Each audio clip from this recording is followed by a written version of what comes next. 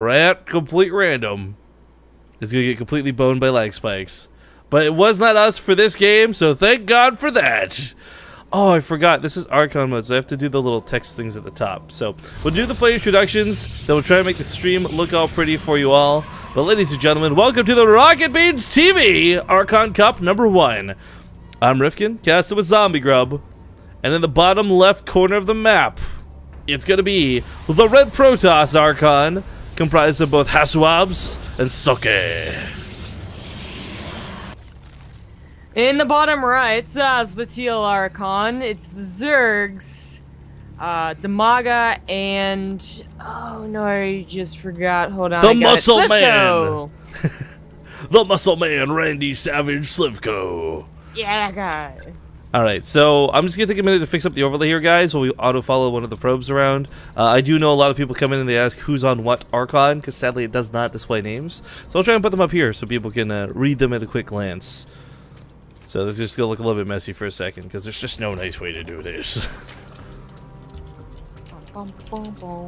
So apparently Rocketbeans has a different delay, which might cause some awkwardness. All we ask is that no one spoils it. You know, yeah, we were asked to use 2 minutes, so that's what we're using currently. If you guys are watching on Rocketbeans TV, I mean, by all means, have a blast. Just please don't bring spoilers back to our chat. It's the one thing we ask for. Yes. So apparently it's not that big, but even so, sometimes there's abrupt GGs. It's just it's nicer for everyone.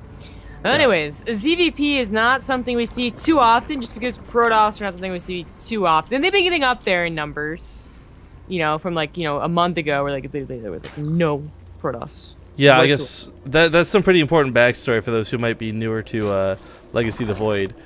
Protoss came out of the gates pretty badly. Blizzard really just nerfed everything into the ground, and none of the new things seemed to make up for it. A very, very select amount of people were even playing Protoss before the most recent patch change. And even with the most recent patch change, we're still not exactly seeing a huge influx. Yeah, no. They're really still trying to figure things out. I mean,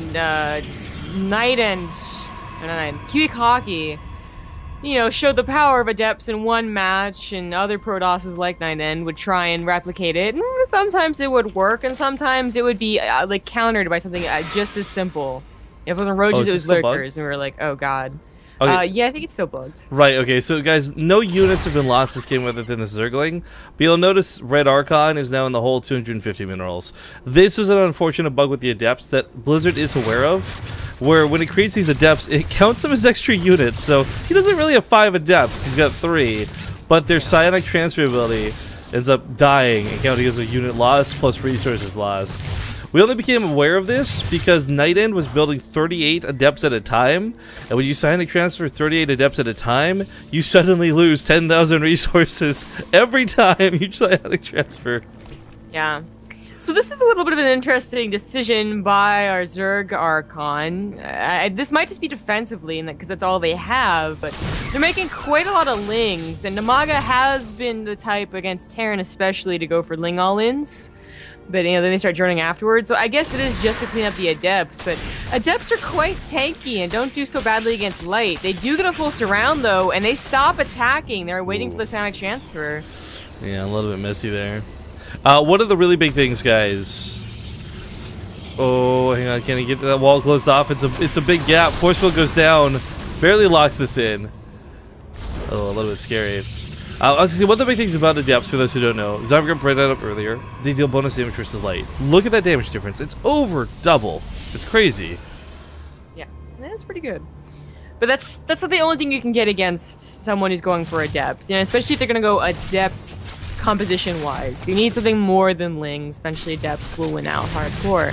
So we have roaches, but we also have a fairly quick lair. So don't be surprised if the roaches were just defensively. Something we see in Heart of the Swarm, although that's usually on 3 base. And maybe like mutas would be a good idea. Ruins of Ross is a very big map. Mutas give you a lot of map control. You can start expanding towards very odd, like, you know, very far away locations and probably not be touched. And just the transition from mutas to roach hydra, mutas to lurkers, back to mutas. It's something we've seen before in Legacy of the Void for sure, and it works pretty effectively. It's really interesting seeing sentries come out of these guys, by the way. Having 1 or 2 is not bad. As we saw, force field at the wall, ranged DPS. It's not a horrible investment. But there's just so many things in Legacy of the Void, specifically for Zerg, especially for Zerg, that are made to break or bypass force fields.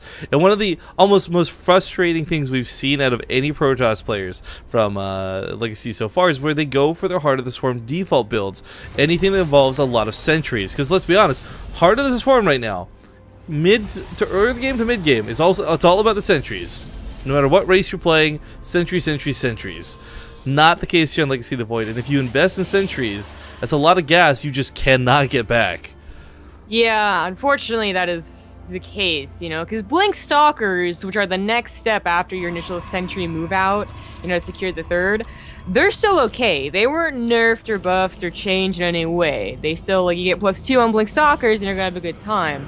But a lot of Blink Stalker usage is, you know, dependent upon, you know, getting to a certain point, like, you know, more than 20 Stalkers, which requires you to use force fields, which, yeah, aren't that great in this game.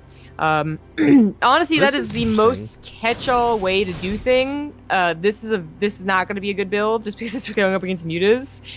It's also going to be disruptors, so this is not going to work out well for the Protoss. Well, this is kind of cool because, again, kind of going back to some Legacy of the Void stuff folks might not know, War Prisms have a big pickup range now.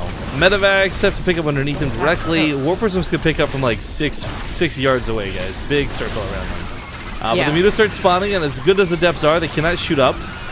But unfortunately, it looks like the War Prism will go down. It did stop the mining of the third base, and this had only just recently gotten up.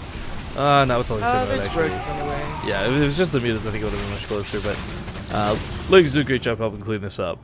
Double Stargating response, not a bad idea. Phoenix is still pretty darn good versus mutas. Not much has changed in that department.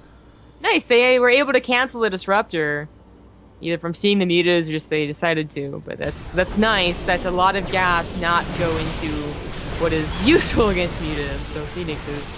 Yeah. Oh, doors left open while this goes on. By the way, Warpin's a little bit shoddy. Cannon's trying to help out what they can. Muta's not exactly getting super out of control, but the Ling's getting towards the main. There's nothing stopping these. Probe's getting pulled. Zell's trying to warp in. Cannons are starting to complete and might be able to clean up what's in the main with a good probe pull. Holds the front line from the roaches. Thank God for these cannons. You know, props to Hasuobs and Socke. A lot of Protoss players don't go for static defense, but these 3 cannons were perhaps the greatest investment they made so far this game. Yeah. They're gonna have enough time to get into mutas, but this is where, you know, TL Archon hopefully communicating with each other say, like, do we even want to stick with mutas? Like, we have an okay economy now that we're on 3 bases, although their third was as bold enough to move towards your opponent is a little odd. Oh, the War Prisms were cleaned up. Well, that's super annoying. But they have a core mutas, and hopefully they could chase it down. Even then, in the time it takes to kill that War Prism, designing transfers to kill more drones, possibly a queen. I mean, as you can see, the big thing is they don't have fast DPS, but they hit hard. So the best way I like to describe these are kind of like they have shotgun blasts, right? Like, boom, boom, dead. Yeah. Oh, the Phoenixes are still popping out, but the mutas aren't. So hopefully your Protoss players do notice this and don't commit too heavily. I mean, Phoenixes aren't bad for other things besides dealing with mutas, but they're not what, you know, the only thing that you want. Now would be the time that they want to go ahead and get the lurkers potentially and use that War Prism for drops, you know, to basically protecting the Disruptor. Well, you know, let's not forget too, Zerg have a lot of new abilities to play things, and one of the big ones deals with Phoenix really well. One of the big things they have deals with air in general really well, and that is, of course, the parasitic bomb ability added to the Viper. Ah, yes. Yeah, so that'll be easy enough to transition back into. Usually, you know, they get to 15 Phoenixes and you're probably never going to go back into mutas. Even if you go Corruptors, like, it's still, it's kind of a hassle, but with Vipers, it's probably pretty easy to get that parasitic bomb down. I mean, the problem with going Hydras like this, though, when you go Hydras or Roaches, this is what comes back into play, the Disruptor. There you go. Yeah. Now, we were going to kind of get the hype train for this earlier, but it got canceled. This thing costs 300 gas. Let that sink in for a moment. I think it is, if not the most expensive, one of the most expensive units in the game regarding gas cost. However, it's also one of the units in the game that could completely change the course of a battle with one good hit. Yeah. But unfortunately, it completely changes the course of everything. It's not just a battle usually, because if you lose it, it's almost game ending if it doesn't do any damage, which is very possible depending on the control that happens on both parties. Usually if it's only one player, not Archon mode, which this is, combining the micro of like Phoenix plus force fields plus blink plus the drop micro required on the warp prism for the disruptor, they're gonna F it up somewhere. Okay? And hopefully found the disruptor, because it's like it is the most expensive thing, but it's usually the disruptor. This is where Archon mode really kicks into high gear. You're no longer not paying attention to the disruptor. You tell Socke, hey Socke, I'm Hasuobs. I'm gonna macro. You make sure that disruptor doesn't die. Yeah. I mean, even like when push comes to shove, honestly, it might be worth it to say that like you control the disruptor, I'll control the rest of the army for a second here. You know, if you know the attack is coming, because honestly, like that's usually what happens in this matchup. Is that like you see the Zerg kind of posturing, and you're like, oh, okay, here comes the Hydra push, and you have like 10 seconds to prepare, and mentally at the very least, and you can decide to do that for a second, and then delegate tasks later again. Grab that roach in the last second, by the way, like halfway in the ground. Big shout out, by the way, to Narnonia for subscribing to the channel. Thank you very much for that subscription. Got Lurker Den on the way. Yes. This is just a very useful. It's perfectly fine to get like 6 Lurkers in almost all situations versus Protoss, just because they'll provide constant DPS and they have such a long range. It's kind of like adding a siege tank. They are also one of the few units of the game that can actually survive a disruptor hit. Disruptors hit hard, but they're not infinite damage, guys. It's like, what, 145? Yeah, 145 splash damage in the immediate vicinity around them. Of course, they make it very obvious what they're hitting when they're attacking, but those disruptors are out of place to protect the Nexus. They gotta roll in soon. Can't activate the ability too soon, because if you do, it won't last for the fight. But the Nexus does go down, and that's kind of a nice snipe for Teal Archon. Now, that's a little expensive to give Hydras away for a run by like that, but shutting down your opponent's economy? Priceless. Well, you gotta wait too. For those of you who don't know, the Hydra upgrades were combined into just one single upgrade, so it's no longer that time and intensive or even that expensive to get all of their upgrades. But it looks like he might just take down 2 bases. Protoss kind of feeling they need to all in here. Always splitting. Split. And that's a disruptor that's bad. Second one looks like it might be good though. Jason of this Hydra is decent shot goes off. Dies. But it's gonna die. Yeah, it's gonna ultimately die. Very expensive cost for the units here. Now, Warp Prism could, or sorry, the Mothership Core could still recall. Let's not forget, it's only 50 energy, but goes for the Time Warp instead. New Time Warp looks a little bit funky, but it, between the force fields, which we never see get utilized, they make a pretty good fight out of this engagement. Ultimately, though, Protoss is going to have to run, because if they stay and fight, they lose everything. Honestly, at this point, they're probably just going to lose, like in general. We have a lot of DTs coming in that might pull back the army. Yeah, this could turn the game around. All of a sudden, you lose all 5 of your hatcheries because you're tunnel visioning on this side of the map. It's going to be tough. Oh, Disruptor. Oh, my God. Okay, that was a good one. Unfortunately, still might go down here without the aid of a Warp Person to pick it up. Other side of the map, let's see where those DTs are going. Let's see the Warp Prism does get picked off. A little unfortunate, but 3 DTs focused on a support crawler pretty darn quick. Overseers are on the way, though. Even a hold. Wow, wow. Nice surround. And DT's unfortunately not able to react correctly to that. One hatchery looks like it'll go down. Second one. God, these hit hard, but not quite able to squeeze it out. Damage-wise, I think that was a good move. I like that he's picking up the lurkers, stop damage as well. It's going to take some time to kill. They got 200 health. Pretty meaty bastards, but fixes do take care of the job. We got another sub, by the way. Who's this fine gentleman? Oh, I'm going to say his name so wrong, but Godfire? That was pretty good. Godfrey. I think it's the closest I'm going to get to it. Thank you for subscribing to the channel, my friend. By the way, guys, if you don't know, I just can't read names straight up.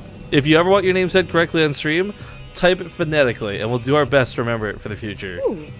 Thank you, Fricy, or Fricy, for $20. A message. Nice.